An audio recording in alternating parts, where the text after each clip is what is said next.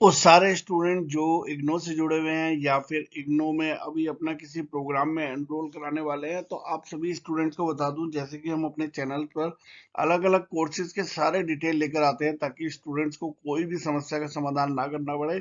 आज एक और मैं वीडियो लेकर आया हूं जिसमें आज एक कॉमन प्रोग्राम्स की बात हम करेंगे जो मोस्ट ऑफ द स्टूडेंट जो है एनरोल होते हैं इग्नो में, और वो कोर्स है BAG, यानी कि bachelor of art in general. ऐसे बहुत सारे स्टूडेंट हैं जो BA करते हैं इग्नो से। तो आज आप सभी स्टूडेंट को बता दूं कि जो हमारा ये कोर्स है बैचलर ऑफ आर्ट, इस बैचलर ऑफ आर्ट में आज किस किस चीज के बारे में हम लोग बात करने जा रहे हैं। तो वो सारी चीजें ऐसे रहेगी, कुछ इस प्रकार से है। जैसे प्रोग्राम टाइप की बात करेंगे, किस टाइप का ये कोर्स है, डिग्री कोर्स है, डिप्लोमा है या सर्टिफाइड कोर्स है, कैसे ये मोड, इसका मोड ऑफ स्टडी क्या है, क्या ये रेगुलर बेसिस पे हो सकता है या फिर आप जो है ये ऑफलाइन के बेसिस पे या ऑनलाइन बेसिस पे होता है, ड्यूरेशन कितने साल का रहेगा, कितने साल में आप ये कंप्लीट कर सकते हैं, मीडियम ऑफ स्टडी क्या रहेगा, किस किस लैंग्वेज से आप ये सब्जेक्ट को, इस प्रोग्राम को क्वालिफाई कर सकते हैं, डिसिप्लिन किस किस डिसिप्लिन से, अब डिसिप्लिन का मतलब है यहाँ पे कि स्पेशलाइजेशन आपकी क्या होगी, कौन सा आप एक डिसिप्लिन लेके अपना BA कर सकते हैं। बहुत सारे अलग अलग डिसिप्लिन है, उनको बताएंगे। एलिजिबिलिटी क्या होनी चाहिए आपको BA करने के लिए, और साथ साथ में फीस स्ट्रक्चर इसका क्या होगा, और बात करेंगे एडमिशन साइकिल की, कब आप एडमिशन लेते हैं, कब आपको एग्जाम देना होता है, वो सारी बातें यहाँ पर आती है। तो चलिए आगे बढ़ते हैं। आगे अगर मैं बात करूँ तो सबसे पहले आता है प्रोग्राम टाइप। अगर मैं प्रोग्राम टाइप की बात करूँ तो जो BAG है वो आपका डिग्री कोर्स है, यानी कि आपको BAG कंप्लीट करने के बाद एक डिग्री मिलती है BA की, जिसे आप कहीं पे भी आगे फर्दर अपनी करियर में यूज कर सकते हैं।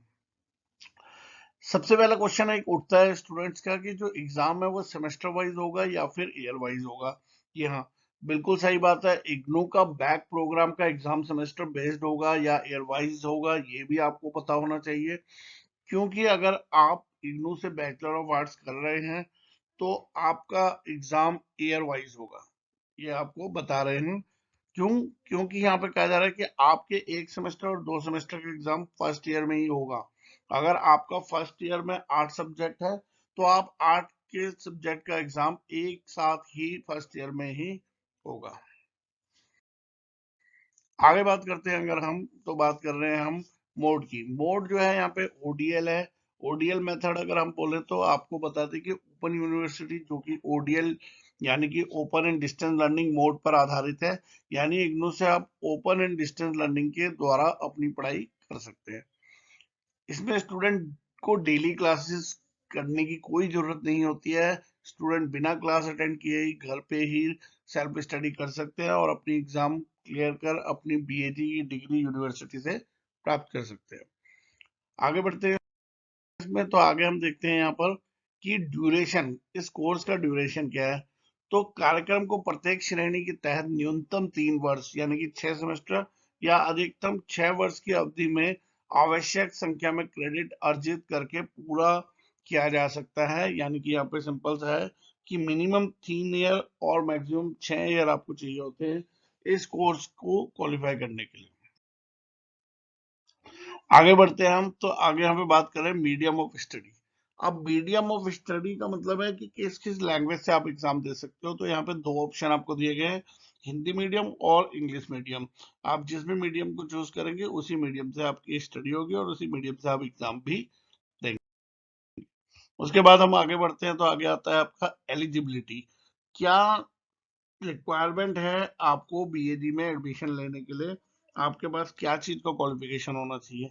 तो देखिए, एक तो है 10+2 पास होने चाहिए आप, या फिर 10+2 किसी भी बोर्ड से आप पास हो, या फिर उसके इक्विवेलेंट कोई आपने चीज ऐसे करी हो जो 10+2 के इक्विवेलेंट होती है, जैसे IIT होता है, पॉलिटेक्निक होता है, आपने कुछ भी अगर इस तरीके का करा है तो वो उसके इक्विवेलेंट माना जाता है। और एक BPP का कोर्स होता है इग्नू का 1 साल का, अगर आपने वो भी पास किया है तो भी आप जो है यहाँ पर BAG कर सकते हैं। तो ये 3 ऑप्शन आपके पास रहते हैं। उसके बाद अगर हम आगे बढ़ते हैं तो आगे आपका आता है कि हम लोगों का डिसिप्लिन क्या मिलेगा, यानी specialisation. The university offers bachelor of art degree with the following discipline. बहुत सारे डिसिप्लिन हैं यहाँ पे। आप anthropology, economics, history, political science, psychology, public administration, sociology, mathematics, Hindi, Urdu, English, Sanskrit और एजुकेशन से आप जो है अपना बीए कर सकते हैं।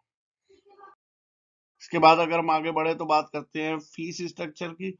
तो फीस स्ट्रक्चर तो वैसे चेंज होता रहता है, लेकिन फिर भी मैं आपको बताऊं कि लगभग लगभग 3 साल में आपको 11,200 रुपये पेड करने होते हैं 3 साल के लिए। और इस 11,200 में आपको 1 ईयर की फीस एक बार भी पे कर सकते हैं, आप चाहें तो सालाना पे कर सकते हैं।